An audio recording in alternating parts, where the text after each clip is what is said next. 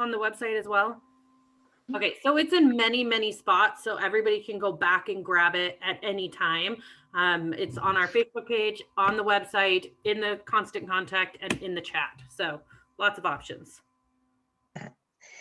And Dawn, would you let me know about what time I should be finishing up today? By 1 at the latest.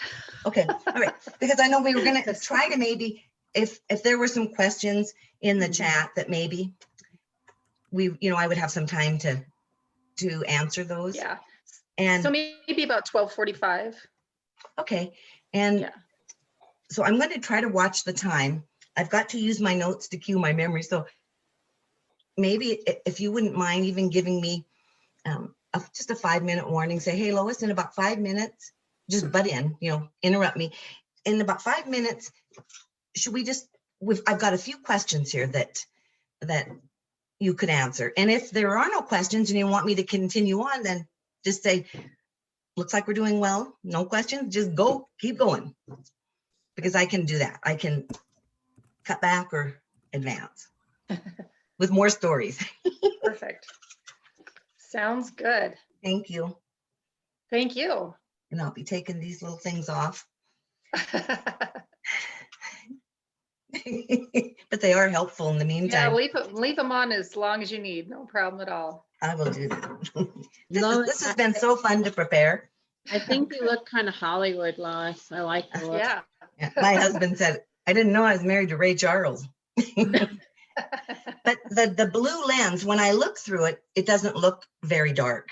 It filters the light so much. Mm-hmm. And I got a lighter shade of blue. It didn't filter the light as well. But I had a trip and fall accident in 2018 where I face planted on the floor in Target. And since then, I have been extremely light sensitive, even more so. And these really help. So again, we do what we got to do to navigate our environment, Mm-hmm. I think I have I have a wardrobe of glasses. I got a pair of every color for every situation. That was a recommendation by my brain injury doctor. So.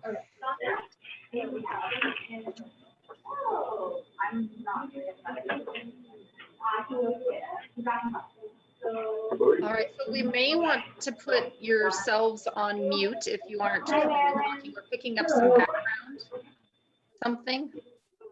But let's go ahead and we'll start the meeting. To welcome everybody today and thank you for joining us. We've got a wonderful speaker in Lois who will come up here shortly. But Happy New Year. Can we believe that it's 2021? Holy heck. The days are just going by. So thanks for joining us today. It looks like we've got a great group who is rallying together to come online with us. I've got a few announcements here. And everything that I am saying is probably going to be found on our website as well. So if you forget something or miss some details, go to our website and check it out. Cocktails and Conversations, again, is the first Thursday of the month. So it will be early in February, not too far away. So make sure you mark your calendar. It is always the first Thursday of the month from 4 to 6. Currently, it is online, as everything is these days. So you're welcome to join us at your convenience between 4 and 6 on first Thursdays. The masterminds are meeting every Wednesday from 10:30 to 11:30, again on the Zoom, and the link for that is on the website as well. New, we are announcing an ice skating party that is going to be on March 4th from 5 to 7. Karen Shreve, do you want to tell more details on that? Well, sure. From 5 to 7, you already heard that. And there's only a certain amount of rental skates that will be available from the UM. So hopefully if you are coming, you have your own, but there is some to rent. And there's going to be a goodie bag for everybody. And what else am I missing? It's If you'd like to have some of your business information becoming a sponsor in the goodie bag, you can let Karen Schlater know. Karen Shreve and Karen Schlater are our co-chairs on our events. So you could actually let either one of them know, but Karen Schlater will be coordinating all the advertising stuff in the goodie bags. And the event is going to be at the Oval. So if you haven't heard already, they have taken part of their oval and made it an ice rink. Woohoo! So, you know, some wonderful ideas are coming out of COVID. So it will be an in-person event, but they are following all of the social distancing, COVID safety rules. You do need to wear a mask. You do need to kind of keep your distance from people. But it should be just a ton of fun. It's $10 a person. You are welcome to bring a friend if you'd like. Could be best buddy, spouse, child, whatever. But bring a friend. They are also $10. And if you do have skates already, wonderful. If you need some, there will be a handful, a few available to rent. So go to our website to find more information and to register for that event. Again, March 4th, March 4th, which is a Thursday. It is the first Thursday. So cocktails and conversations would be around that same time. So you can log into cocktails for a little while and then go ice skating with the crew. So it should be a ton of fun on the Oval. Make sure you register, and it's limited to 24 total people so that we can keep with all the safety regulations. So We do have, Linda. we do have the fire pits too. So if you're not into ice skating, you can still come and, like, I can't ice skate. I can hardly walk sometimes. So, but you'll find me by the fire pits. Yeah. Awesome. Should be a ton of fun though. So hopefully everybody can sign up.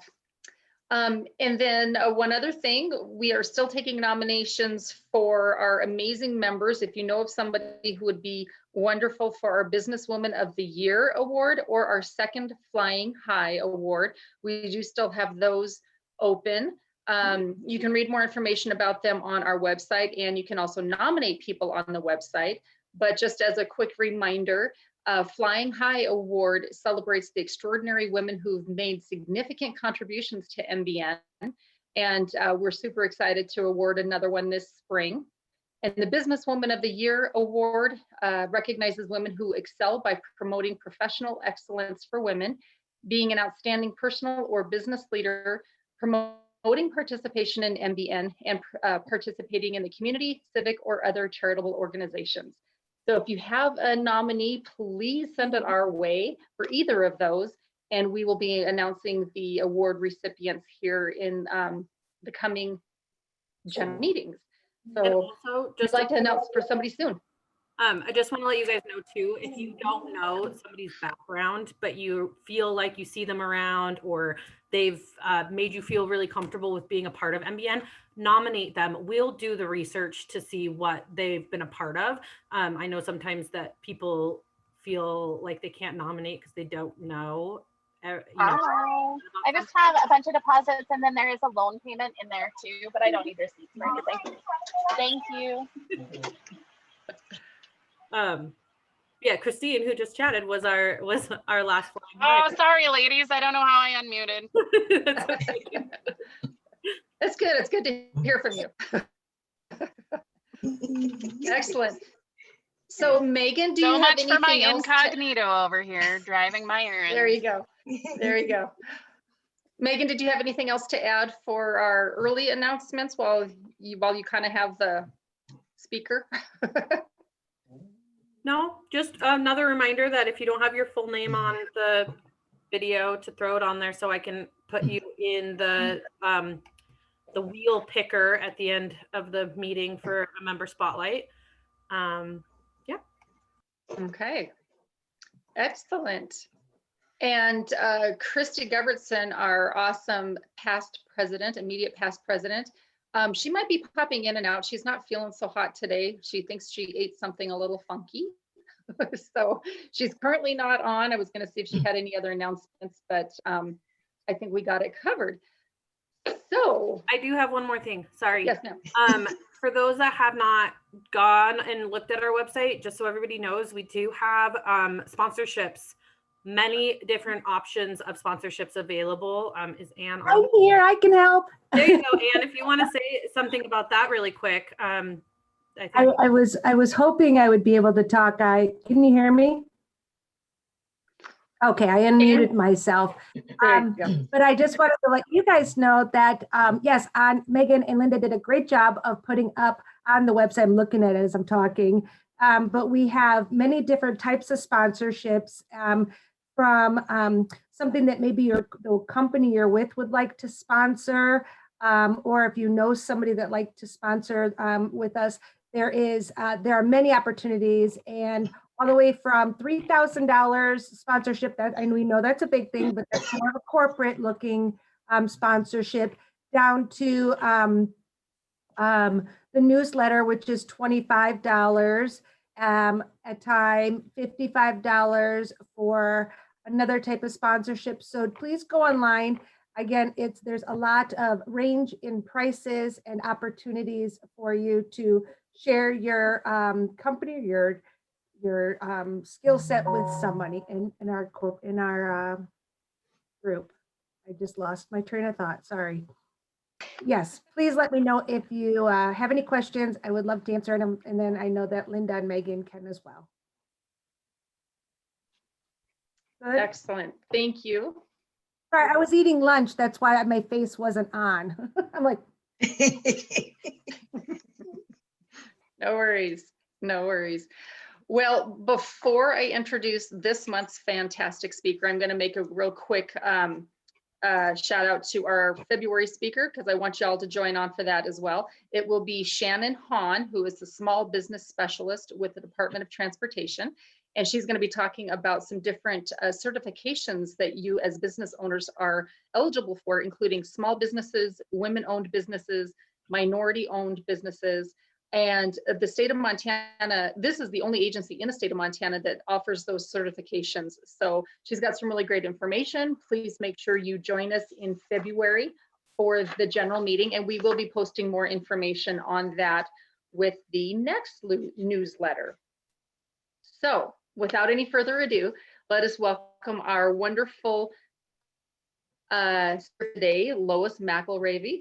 When I was trying to research people to be speakers for my year, I stumbled across Lois, and she just really struck she's been through a lot in her life. And sorry, my little fun. She's been through a lot. I know we all are going through a lot because of COVID. And so I think that she will bring kind of a different twist on how we can take all these strange things that are happening to us and turn it into a positive. I hope you all were able to read her bio that we've been posting on our newsletter for the last few weeks. But in short, she received a traumatic brain injury about 30 years ago. And instead of letting it rule her life, she learned many lessons from it and wants to share those lessons with us so that we can help to cope in our challenging and uncertain world right now. And I will be monitoring the chat box. So if you guys have questions, please go ahead and put them there so that we can just let Lois speak. And then at the end, we'll open it up to the questions and we'll go through those that are on the chat box. Also, we did send out a handout that Lois prepared. So that was in the newsletter. If you didn't hear that earlier on in our broadcast today, click onto the newsletter. There's a little handout that you can print out because we don't want you to have to feel that you are rushing to write down what she's saying. The handout will kind of help with that. And then you can just make a few notes here and there. Okay, so without further ado, let me go ahead and pass it over to you, Lois. Thank you. That's great. And I realize now that I took my glasses off, I really can't see what time it is. So I'm counting on you to give me that 5-minute warning. And okay, sounds great. MBN is very near and dear to my heart. I experienced so much personal growth when I was starting to build my speaker business, and I never missed a meeting until probably about 8 years ago when my health challenges started to increase. And so I'm so pleased to be back, and I know that some of you know me and some of you don't, so I'm just going to dive in. Can you recall the last time you laughed so hard you doubled over with a cramp, or you gasped for air? Maybe you cackled or snorted or almost peed your pants. It feels so good to laugh that hard. And laughter is so good for you. But the problem with humor and laughter, it's when trouble strikes, life doesn't feel funny. And when we need them the most, they escape our reach. February 7th marks my 31st anniversary of the day a careless driver crashed into the rear of my car. The capable, energetic, happy person I was that morning vanished upon impact. A dazed and confused version rolled out of that car. The simplest of tasks turned complex. I could not remember how to fold a washcloth, nor how to make a grilled cheese sandwich. My short-term memory, it was beyond short. Now easily distracted, I overflowed the kitchen sink almost daily. Wet laundry, forgotten in the washing machine, soured and mildewed. Appointments, I showed up late or not at all. At the wrong time, wrong place, on the wrong day. I forgot to pick my kids up from school more than once. I lost my keys. I lost my job. I was on the verge of losing my mind. I was told that my difficulties were temporary. They were temporary symptoms of post-concussive syndrome. Doctors predicted within 6 months, I would return to my normal self. Well, after fumbling through each day for 14 frustrating months, I was diagnosed with a minor traumatic brain injury. Minor traumatic brain injury is an oxymoron. My temporary difficulties just turned into my forever nightmare. You know, we have the ability to endure unbearable circumstances when we believe our situation is temporary. Hopelessness rides in on the tail of permanent. My husband did not know how to help me, but he knew how to make me laugh. He would hold me in his arms. He would kiss my neck and he would whisper in my ear, I know something that would make you feel better. I would pull away, swat him on the arm and say, that does not fix everything. He'd smile. He'd say, hey, I don't know what to tell you. It works for me every time. At the end of a miserable, hard day, he would sing the melody from the song Big Spender, and he'd do a strip tease in front of me while he was undressing for bed. It was painfully funny because he was not very good at it on purpose. And I tried ignoring him, but I always ended up giggling. His silliness was an annoying, effective distraction. Instead of replaying the troubling events of my day, I fell asleep, hopeful that tomorrow would be a new day. Despite my best efforts, the next day would still be peppered with mishaps. I never knew how many different ways a person could mess up, but I found them all. I found it impossible to laugh or make light of the mayhem that surrounded me. And it hurt my feelings when other people would bust out laughing when they witnessed my conundrums. We aren't laughing at you, they'd say. We're laughing with you. Only they didn't notice I wasn't laughing. Another expression I frequently heard was, one day you will laugh about this. I honestly believed I would never laugh about those painfully hilarious moments, let alone travel across the United States and Canada and get paid decent money to tell those stories and laugh with audiences about my brain injury adventures. My speaker business tagline said, There is nothing funny about brain injury, but there is still plenty to laugh about. Carol Burnett said, comedy is tragedy plus time.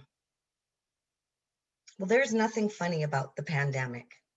I even did a little mini interviews asking people, do you find anything funny about the pandemic? And they said, no, I don't think there ever will be anything funny about the pandemic. Even with the passage of time, because the losses are so catastrophic and life feels hard. Because it is harder and it's more complex right now. But laughter can lighten our load and lift our spirits. Even though there's nothing funny about the pandemic, there still is plenty to laugh about. And prime comedy can be found in the hardships imposed by the pandemic, the confusion and the chaos, the discomfort, the frustration, and even the boredom that we've encountered in this time. Poking fun at the things we are powerless to change elevates us to a place of superiority, and it empowers us.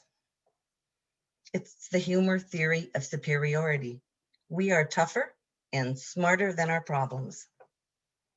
YouTube, Facebook, TikTok, they're all loaded with hilarious videos that poke fun at our challenges and our frustrations and our hardships. The high number of viewers evidence our human need to share both our pain and our laughter. It's just that we're not really in the mood to laugh. And some of the things that people make videos of don't feel funny to me, but they would be funny to someone else.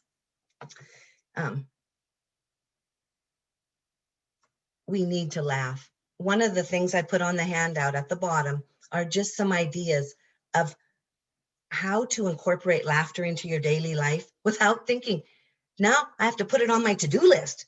Not only do I have all these other extra things to do, but now I've got to laugh and make light of my problems. No, you don't have to make light of your problems, but I'm going to say, try to laugh. Laughter is your pressure release valve. It relieves tension and it releases pent-up emotions, even grief. And we are all grieving for the losses that we're suffering. When you feel uptight and have trouble relaxing, laugh. 1 minute of laughter is equivalent to 40 minutes of deep relaxation. My little grandson, who's 5, he has trouble sometimes saying his R's and his L's. They sound like W's. And one day I was taking care of him and I went downstairs and he's sitting in his t-shirt and his underwear. And I said, Cameron, did you have an accident? He goes, no, Grandma. So why did you take your pants off? I just want to re-wax. And I don't understand what we-wax is. Grandma, not we-wax, we-wax. Relax. Oh, you want to relax with your pants off. Yes, we-wax. So if you are uptight and you need to we-wax, you just laugh. With or without your pants, it's up to you. When you feel stressed out and can't think straight, laughter is your reset button. Did you know that when we get stressed out, there's a disconnect that takes place between the right and left sides of our brain? That's why we feel out of balance, feel clumsy, kind of spaced out. We can't think straight. When we laugh, it reconnects our whole brain, improves our mental clarity so you can do your best job. Problem is, in the middle of that stress, it doesn't feel so funny. So I'm going to give you a humor quick fix. This is also on your handout, so you don't have to write it down. Because it's very helpful to have something that you can do that instantly, causes your brain to reconnect and elevate your, mental thinking. And here's what I noticed. When I was in the middle of some of those difficult times, the more upset I got, the more stressed out I got. There was a ripple effect. People around me would get uncomfortable or stressed out too. They do two things. They would either want to get away from me and let me figure it out, or they would jump in and try to be helpful, which was flooding me with too much information. Sooner or later, I learned that if I just made light of the situation, I didn't understand at the time why, I could actually think better and I could problem solve my way out of it. What I also noticed was the more I relaxed, the more comfortable other people felt. They could relax. They didn't feel upset for me or uncomfortable. And they would pitch in and, together we'd figure out what to do. So here's a quick fix. And the example would be when something doesn't go well and you're just frustrated because you didn't anticipate this problem. And that's part of being in a pandemic. We've never been in a pandemic before. We can't anticipate some of the oddball things that we're going to encounter. The first thing you want to do is smile. And you smile as big as you can. Because even though you don't feel like smiling, it can be a big fake smile, but the bigger the smile, and it has something to do with the muscles around your eyes. Your brain cannot tell the difference between a big fake smile and a real smile. So your brain believes what your face says. You smile, brain thinks, okay, and also it will also smile. Big smiles will release endorphins that will improve, elevate your mood. And you smile and you say the opposite of what you think or feel. It's the theory of incongruence. Our brain is logical. So our brain is trying to make sense of this oddball, mismatched thing that we're saying, and it causes an automatic response to laughter. So you'd smile and say, well, that went well, when it didn't. Maybe someone's really grumpy, and just like laughter is contagious, grumpiness can be contagious too. But to distance yourself a little bit, you could smile and say to yourself, not out loud, oh, they're in a good mood today. What it does is it puts enough distance between you and the grumpy person that you don't switch into, well, what did I do? Why are they taking it out on me? And it just makes you laugh. And then you can say to them, and you kind of got even behind their back. They didn't even know what you were thinking. And then you can step into your best self and say, hey, is there something I can do? Instead of making it about me, So that's your quick fix. Say the opposite of what you think or feel, but smile as big as you can first. And when you're feeling down, laughing will energize you, and it releases endorphins that will improve your mood. And here's the warning. Humor is not a one-size-fits-all. What one person finds hilarious doesn't make sense to the next person. Another might take offense. Someone else might say, that's really inappropriate. So that's what makes humor difficult sometimes to use.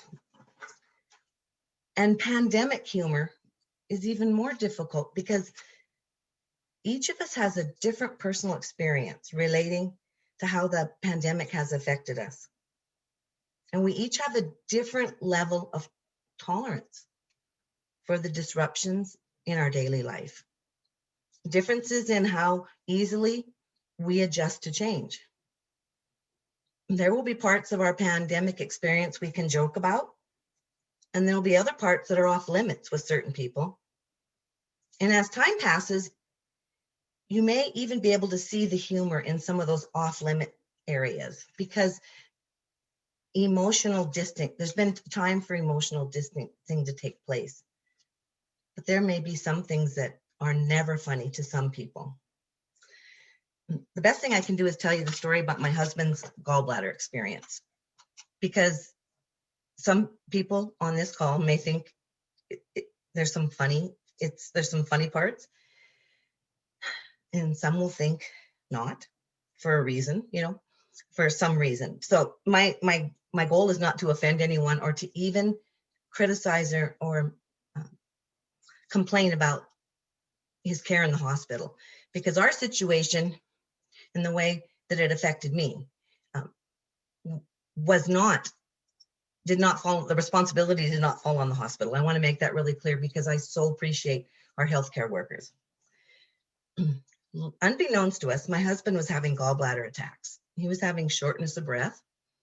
We thought he had contracted COVID. He works for the university, by the way, and at the UC. So I'm well aware of the fire pits and the ice skating. And I'm telling you, let's hope that there's ice on the ice rink, because there hasn't been because we've had such a mild winter. We've had kind of some cold weather, so hopefully there will be. So I have a compromised immune system. I have a heart condition. I have 24 medical diagnoses. Most of them are related to the ripple effect of long-term brain injury. I'm very vulnerable. I don't want 25 medical diagnoses. He works at the university. So I've only kissed him twice since March, because I'm afraid that maybe, I just don't want to, I want to stay healthy. So each time he has a gallbladder attack and he can't breathe, he says, I think I've got COVID. He's had 6 COVID tests since October. So that sets my stress level really high. And each time his test has come back negative. And there was one particular time he couldn't breathe. He just couldn't breathe. And I said, I think you need to go to the hospital. This is ridiculous. You could be having heart problems. And he said, I'm going to be fine. I'm just going to go lay down. So I went downstairs where he was laying down. I said, hey, you know what? I'm going to go for a walk. I had to get out of that house. And he said, and he got kind of snotty with me. And he said, you just go for a walk. You do what you have to do. And I had my phone on. Wouldn't you know, I get as far as away from the house as I possibly can in my walk, the farthest point. And he calls me and said, you need to come home right now. I have COVID. I'm thinking for the umpteenth time, but I could tell he wasn't breathing very well. So I walked home as fast as I could. And by gosh, he was in tough shape. He barely walked out to the vehicle. So we had to drive with masks, and on in the vehicle, because I was wearing a mask half the time in the house anyway, and that causes me to overheat, and that could, lead me to a migraine. So just wearing a mask is causing me stress. By gosh, he can't breathe, but he can sure tell me how to drive all the way to the hospital. And I remember saying to him, listen, Buster, here's the deal.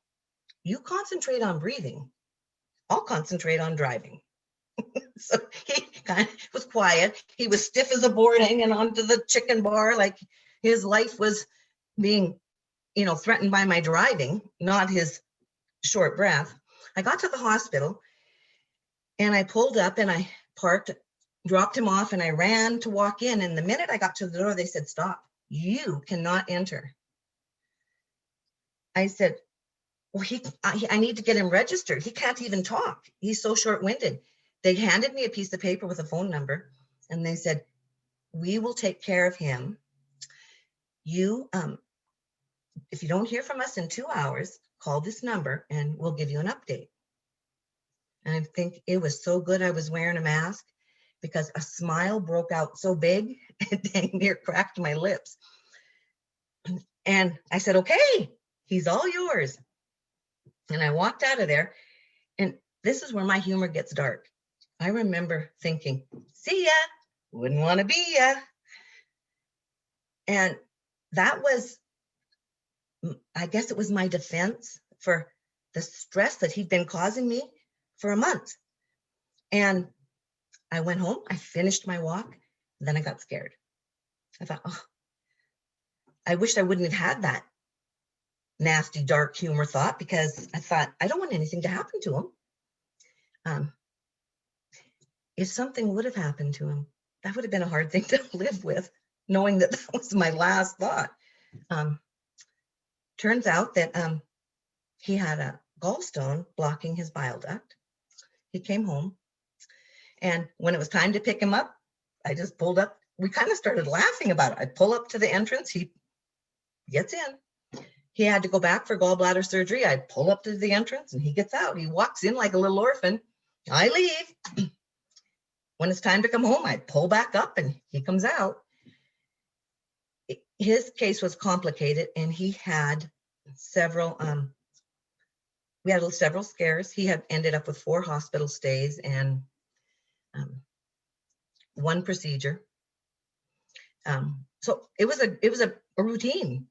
Drive up, drop them off, try to. When they finally diagnosed that he had an infection and it was caused by a punctured intestine, he could have died because he still didn't learn his lesson to go to the hospital when you should go to the hospital. And he called me and he said, well, they know what it is. I've got E. coli. And so I'm coming home tomorrow. I said, not with E. coli, you're not. Oh yeah, I'm having breakfast and I'm coming home. So I called his nurse and I said, who's his doctor? He doesn't have one listed. What's his diagnosis? I'm not sure. What's his treatment? You know, I think he's kind of fallen between the cracks. Well, he told me he's coming home. He goes, well, we're going to release him tomorrow. I said, well, here's the deal. He's yours. Unless I get a call from someone telling me the information I need to know, he can call me for a ride home, but I'm not picking him up. She giggled and she goes, I don't blame you. So she said, we have such a thing called a virtual sticky note. And I'm going to put that on his chart and tell him, I'm just going to say, wife will not pick him up if he is released unless she gets a call. He had 3 doctors in his room the next morning. We got it all sorted out. Some of this confusion at the hospitals because it was on a weekend, because my husband doesn't advocate for himself and I wasn't able to be there, and because of COVID. Things are rearranged in the hospital and they're not operating in the normal manner they would. So that was my dark humor. I'm looking at the time. I've got a little bit of time. So I think it's because each time I got a medical diagnosis, I went through the grieving process. I was shocked, first of all. I mean, how many more things can go wrong with a person? That's practicing good self-care. And I think over time I developed this dark humor. So the more stressful my life is, the more my dark humor comes out. But that dark humor is for me to cope. It's not to share with other people, even though I shared it with you. It helps me to take the power back so that I don't start to feel like a victim of my circumstances. And it's inappropriate at times. But sometimes I have a little fun with it. You know, my husband snores horribly. He said, we have got to get sleep apnea off my medical charts because every time I have to go to the hospital, which was, 5 times, they want me to talk to my primary care about sleep apnea. I said, because you have sleep apnea, it's untreated. And so when he's snoring, of course, that disrupts my sleep and I have a lot of sleep issues. So when I wake him up and ask him to roll on his side, he starts bickering with me. And then at first I would bicker back and then I'd get myself wound up and then he's off snoring again and I'm wide awake. So he said the next day I'd be angry at him and he'd say, I don't even remember it. And I didn't quite believe him because it seemed like he took a little pleasure in hearing about what he said to me. So I thought, well, I'm going to test it. So, so one night when he was saying, I said, Larry, you need to go to sleep. And he's starting to talk to me. And he said, well, I would go to sleep, but you keep talking to me. No, you keep talking to me. Finally, I said, if you say one more word, I'm going to put a sock in your mouth. Okay. So the next morning he said to me, did we have words last night? I said, yes. Was I snoring? Yes. did you say you were going to put a sock in my mouth? I said, I don't remember that. I offered to sing you a lullaby. He said, oh, I must have been dreaming. I never told him. So again, I'm using some dark humor to cope, but it's also preventing me from bickering with him, right? And winding myself up. And I'll tell you one more, you can tell, you know, divorce rates are, you know, on the rise. And our marriage, sometimes I say it shouldn't be this difficult. I'm telling you that since he got that gallbladder removed and he healed from the infection, he's the man I married again. He is so sweet and nice, and his humor still annoys me at times, and it entertains me at times. But just like any typical guy, you know, well, the typical guys I know, he doesn't always listen to the things I'm saying, and it annoys me because then he says to me, well, you didn't tell me that, or when were you going to tell me that? So he'd been very preoccupied. He's watching TV, playing his game, and I'm trying to talk to him. So I said, hey, you know what? I'm going to let you watch your show. I'm going to go wash the dishes. I'm going to give my mom a call for about 20 minutes. And then when I come back, I'm going to, and I said some raunchy sexual thing to him. I'm not going to tell you what I said. He goes, okay. Wait a minute. What did you just say? And I said, what do you think I said? And then he told me, yep, that's what I said. Oh, I said, you have a problem with that? No, I have a problem with that. No, my mom has a pretty good sense of humor, so I told her what I said. She said, oh, Lois, for crying out loud, she said, hey, if you need to go take care of him, we can talk tomorrow. I said, no, I don't need to go take care of him. She said, well, I don't want to leave him sitting on the couch with that smile on his face. So when I came back out, I mean, he's just smiling. I never followed through on what I said I was going to do, but oh my gosh, he listens to me now. So those are the ways that I use humor. And again, it's for me to cope, you know. So let me see what I got here. So good. I'm in a good place. Some of the things about COVID, some of the things that were funny to me. My little grandson, just last week I sat at his place at the table and he said, Grandma, you cannot sit in my chair. I said, why? Do you need it? He goes, no, his daycare provider's name is Robin. Robin says, no sharing chairs because of coronavirus. Oh, I said, that's good to know. That's good to know. Thank you. So I just moved. It wasn't worth explaining to him. And here's an example of what's fun to one may not be fun to the next. My daughter-in-law, Kelsey, she's not homeschooling. It's called hybrid learning. And so I just feel her pain because her 9-year-old, who's in 4th grade, must, attend his classes on the computer. And then he has class, and then he has time to do his assignment, and then maybe a break, and then class, and time to do another assignment. She has a 1-year-old. They had to put a fence around her 9-year-old. So the 1-year-old will leave him alone. That she also has to be paying attention to the lesson. She feels like she's in school too, because she has to help him with his assignment. And a couple times she asked him, did he finish his assignment? Yes. Did you have any trouble? No. He puts it in his folder. And when she went to review the folder, there were a lot of unfinished assignments. So they had a catch-up day, and he cried. He told her, you are wrecking my life. And she told me that. Now, I never made any comments at all, because I could laugh with what she told me, but I knew better than to add to it. But another mother who's going through the same thing, now they could go back and forth. Do you see how I'm saying? It's like the person who is adversely affected gets to set the tone.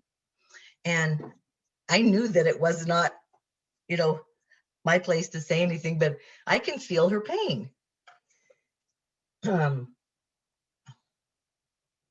Something I've experienced with COVID is there's a lot of peer pressure. My nephew, I think, 12:15, no, 12:45. My nephew got married this summer, and I lost weight to go to that wedding, and I couldn't go. They were having more than 50 people. They had a community center that allowed that.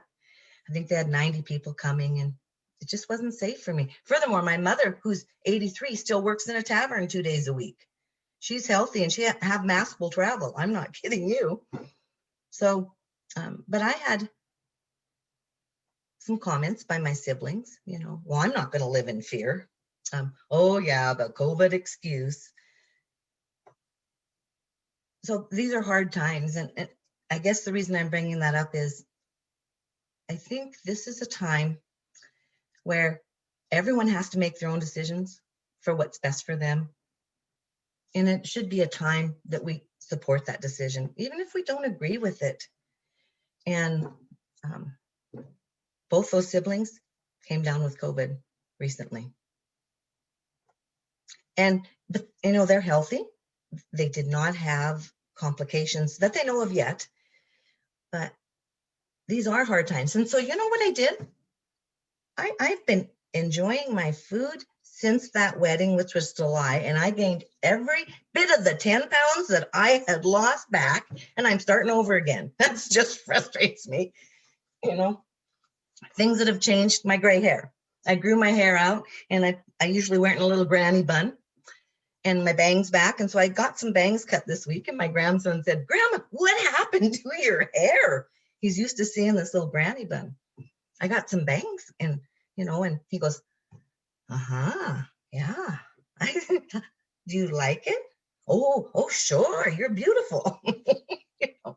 So that's one thing that's changed. I feel like I'm a hoarder because every darn time I decide I'm not going to buy an extra package of toilet paper at Costco, then they're out for a month or two. And so I feel like I've turned into this hoarder. I make sure I have extra rice and extra flour and all those things we couldn't get in the beginning. And so my pantry is just crowded. I'm not rotating my stock. Life is harder. It's stressful. Oh, I'm a person who wears lipstick. Even after I cook a meal, I go into the bathroom, comb my hair, fix my bangs or whatever, put my lipstick on. I never leave the house without lipstick, even to go for a walk, get the mail. Okay. So when I first started wearing a mask, I'd put my lipstick on, put my mask on. When I took my mask off, oh my gosh, I had lipstick everywhere. So I'm saving on lipstick right now because I'm kind of out of the habit of that. When we were in shelter in place, my husband did the grocery shopping. We've been married 30 years. I have always done the grocery shopping. First couple times that he did it, it looked like, when he came home, it looked like he'd run a marathon without training for it. He had this wide-eyed look in his face. He was sweated out everywhere, beads of sweat on his forehead. He said, and he's the rule follower, you know, people aren't even going the way the arrows are. That upset him. He goes, if I have to go the way the arrow is, they should have to go too. You know? And then there'd be 10 items that weren't on his list, that he couldn't get. Well, that happens every day, doesn't it? I mean, how many times do you go get groceries and you still got half a list left? Or you get everything on your list, you come home and you realize your list wasn't very complete. So to me, I had to go around the corner and just laugh because I didn't dare laugh in his face. I thought, oh my gosh, you know, this is grocery shopping. That's the other thing is sometimes, you know, when people are having a tough time or something goes wrong, it's important to not laugh in their face. And if you do, and you notice that you hurt their feelings or offended them, immediately apologize. And then tell them why you laughed. You caught me off guard. You surprised me. Or if you try to cheer someone up by saying something humorous, and you can tell that they didn't think it was so funny, tell them, I was just trying to cheer you up, but I can tell that wasn't the way to do it, and I apologize. And then make a mental note. That's an off limits, place for them.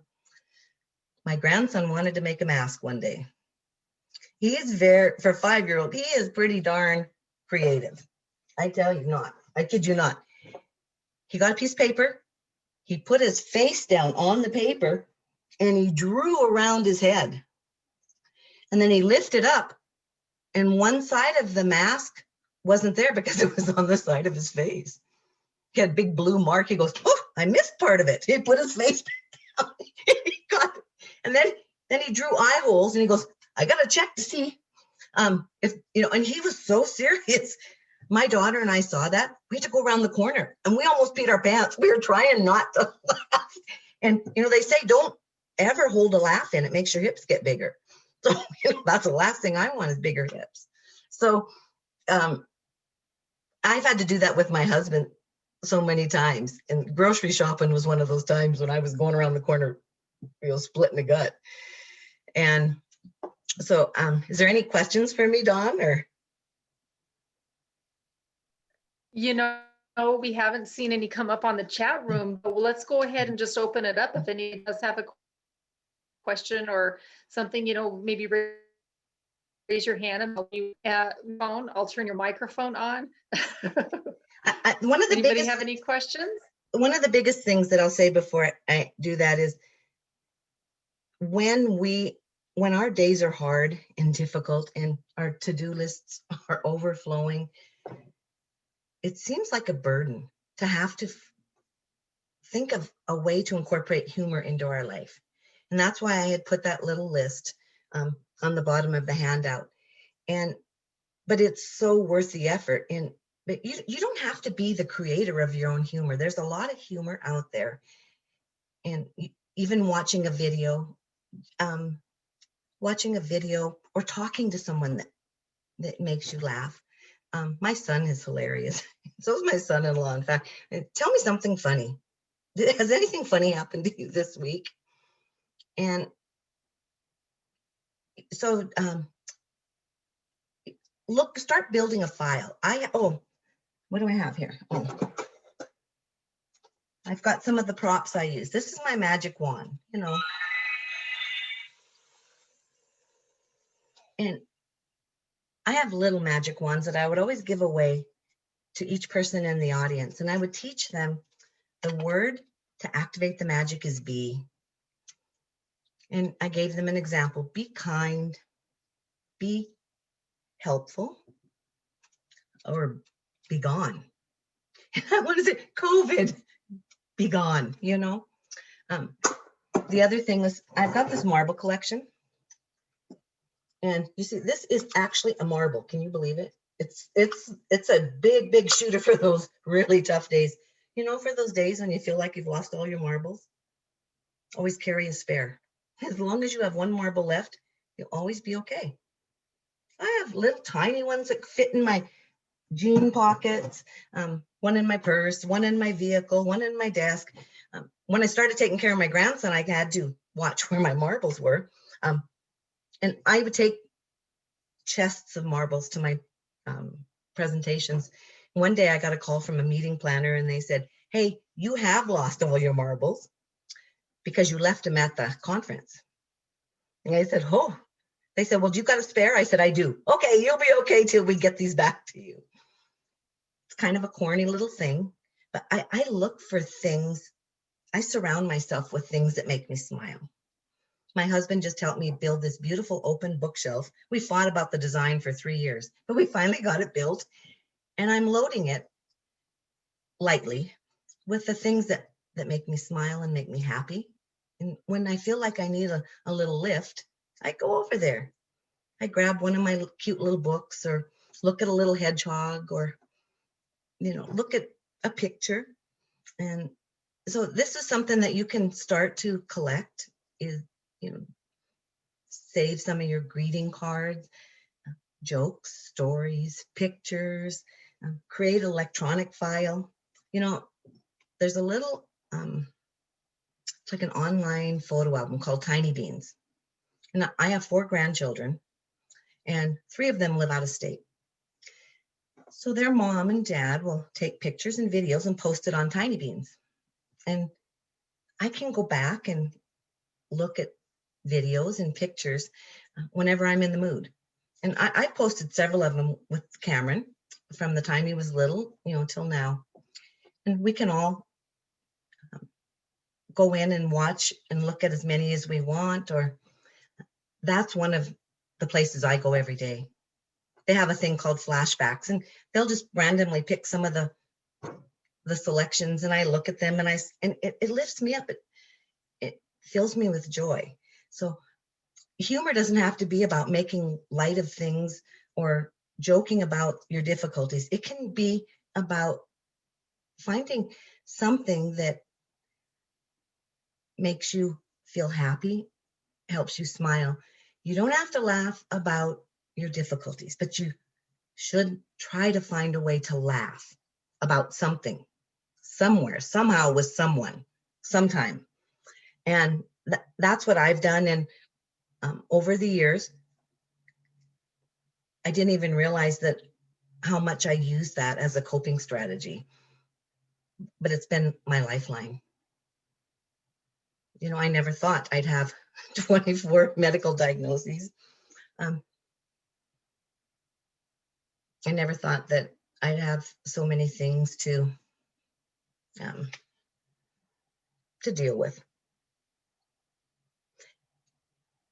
So I spend a part of my day having fun or enjoying my day. I have to tell you, I have a genetic heart condition. 5 years ago, I thought, really? Do I need one more thing? And for some reason, and I was angry about it because it can't be prevented and it can't be cured, but it's stable. That's a good thing. It's stable right now. And I remember going to my other doctor appointments. I have 6 treating physicians. And for some reason, I kept calling it a genital heart condition. There's no such thing. And so then I started getting stumped. I'd say I have a generic heart condition. No, a genital heart condition. And they'd say a congenital, because that happens before birth. No. Oh, do you mean a genetic? Yes. Oh gosh, I tell you. But in some ways it was kind of funny, but embarrassing.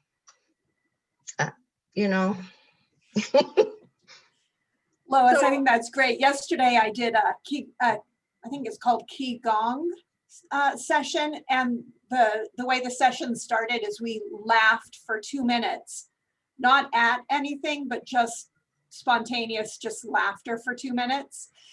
And in the morning yesterday, I heard this funny story. This guy's mother would always say to him, like fun, you're going to go there, like fun, you're going to go to the mall. And he realized that she was substituting the word fun for hell. And then he thought about it for a minute and he realized, oh, she's Catholic. She thinks hell is fun. Yeah. My husband always tells me to have fun, no matter what I'm doing. Okay, I'm going to run out and run to the grocery store now. He said, okay, have fun.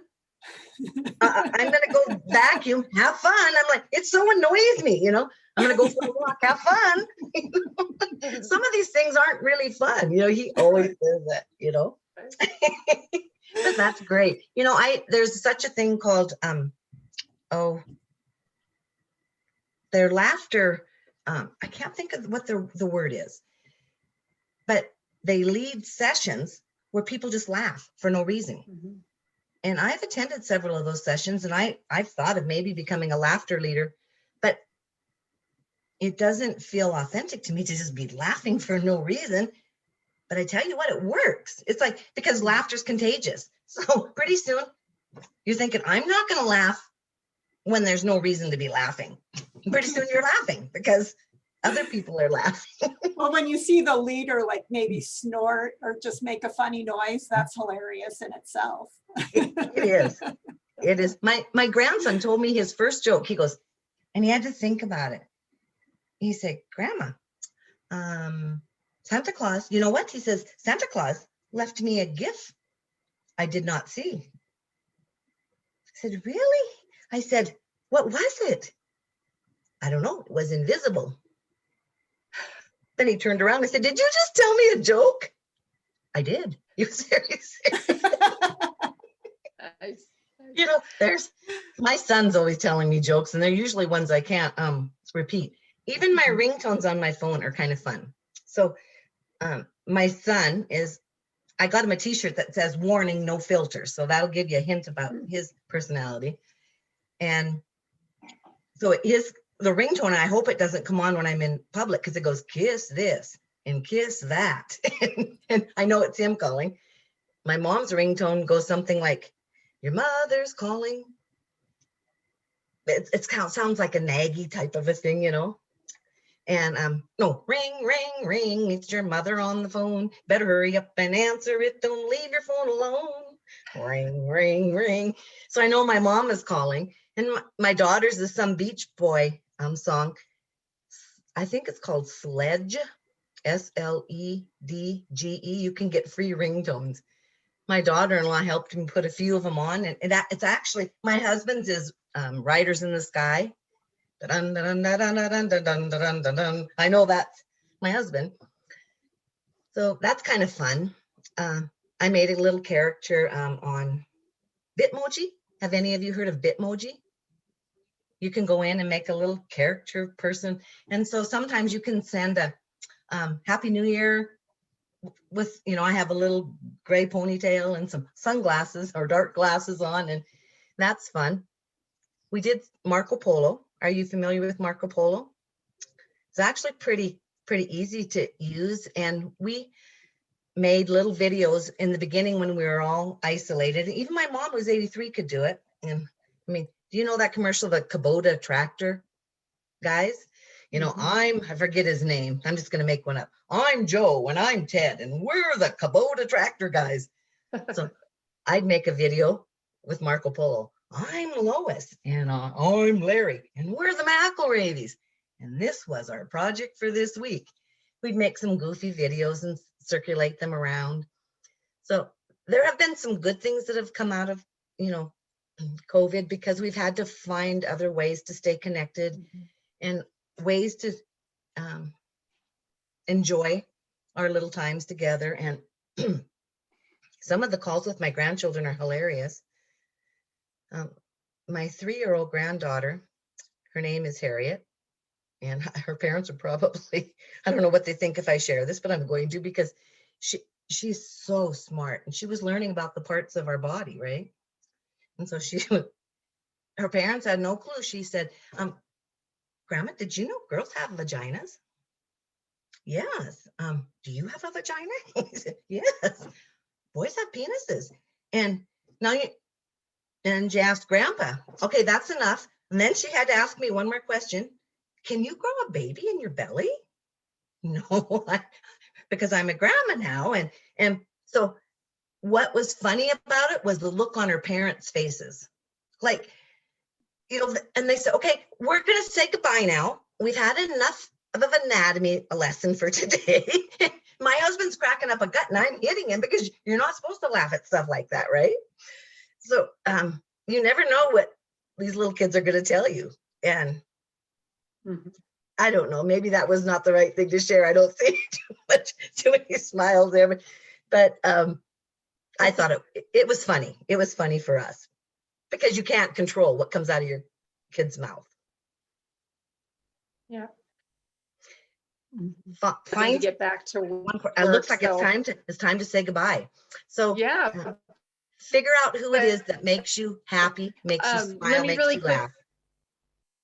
Perfect. Thank you. Thank you so much for all your words of wisdom and your stories. I enjoyed a lot of them because I have been witness to a lot of those kinds of situations. Real quick, we did get an update on the skate rentals for the skating on the oval. There are a few random sizes available. They will be an extra $4. So if you have your own skates, please bring those just to make sure that you have ones available. And Megan, do you want to go ahead and do our random spin for the member spotlight? Yeah, all right, I'm gonna share my screen. If you are not a member, that's okay. Just we'll chat. It'll be a little bit different, but so let's see. Oh, Dawn, you have to let me share my screen. Oh, sorry. That's okay. I just fell asleep. It says it's disabled. Kerf. I do not know how to make that happen. Okay, I think you can. Yep. Okay.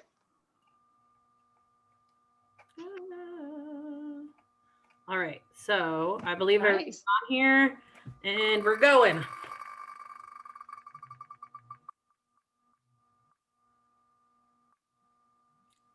Woohoo! Oh, awesome, Melinda. Yay. Yay. So I will. Excellent. I'll email you the questions and everything, and then we'll give you your spotlight out there to everyone. All right, thank you, Megan. Do we have any other updates or anything before we officially end? You're welcome to stay on and we can continue to visit with Lois if you're available. But we can officially end the meeting and let you go if you need to go back to work, doggone it, or back to schooling, Megan. So thank you all for doing so much, Lois. That was a pleasure. Yeah, Thank I you. have one more comment. I just realized you're recording this. I would not have shared that last story. So the joke's on me. We're all girls here. Well, Oh, well. Happy New Year. Lois, it was thank you. Bye, everybody. Thank you. Bye. Thanks, And Lois. just know that only our MBN members can access our videos after the fact. So I'm sure we'll all be joking along with it too. Oh, yeah, I'm thinking, okay, Lois, that was not one of my better things to say, but this was really fun, and it was fun to prepare, and Good. know that if anyone does have a question later, Dawn, my contact information is on my handout. They can email me or text me, and I will be happy to answer it. Perfect. Perfect. That's awesome. Thank you. We appreciate it. Thank you. It was This a was fun. pleasure. I mean, I get to go through the whole thing, and I've heard some of your stories before, just in our earlier conversations, and I still giggled along. And because you know, I I think find a lot of truth to them. So I think that's part of the purpose of laughing is just to make us feel happier that day. exactly. Yeah. I agree. Great. I Well, agree. thank you so much. Nice to All see right. you, Linda. Thanks. And you. Bye. Take care, all. Have a wonderful day, and I'll go ahead and turn the recording off. All right. Okay. Take care until next time. And I'll get the other handout to you by tomorrow. Okay. Sounds Okay. good. Okay. All right. Thank you, Dawn. Thank you.